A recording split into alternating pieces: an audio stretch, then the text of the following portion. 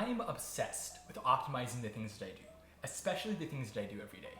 The question I'm always asking is, how can I make this go faster and take less effort? Now, obviously the best thing to do would be to remove the need to do chores in the first place, but short of that, there is a trick I use to speed up the things that I do. The driving force is the question, when do I have to do this? Most tasks, as simple as they may seem, actually involve multiple steps. For example, make coffee involves using all of this equipment that I've laid out in front of me. Now, how do I optimize making coffee? Let's take a look at the steps involved. First, I have to get out all this equipment. Then I grind my beans and rinse out my French press before I measure out water to boil.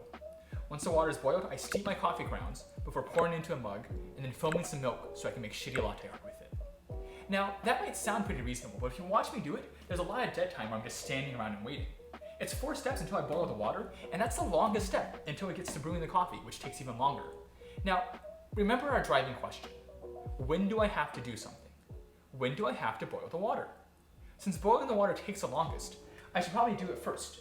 And while the water is boiling, then I can grind my coffee beans and rinse out my French press.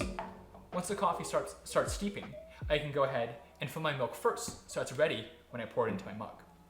Now, that's a pretty big improvement, right? If we say each step takes 15 seconds, except for boiling the water, which takes 2 minutes as limited by physics, and steeping the coffee, which is limited to 4 minutes by coffee nerds on the internet, well then we've shaved off a minute. And the fastest we can go is 6 minutes, and we can get there if we move all the other tasks to run in parallel while we're boiling the water and steeping the coffee. And that's another thing to know, right? Tasks often have constraints that limit how much you can optimize them. And it's important to recognize where those are so you can judge how much your optimizations would save before you even start doing them. It's like optimizing your optimizations. Now, what's cool about this is that it scales and stacks. I don't just do this for my coffee, I do it for my whole breakfast routine. My breakfast involves toast and eggs, and guess what? Toasting toast takes time. So, start the toast, then start boiling the water. What about cleaning up? Well, the internet's favorite advice is to clean up as you go, and that's another example. We're moving tasks into the dead time while waiting for other tasks to complete.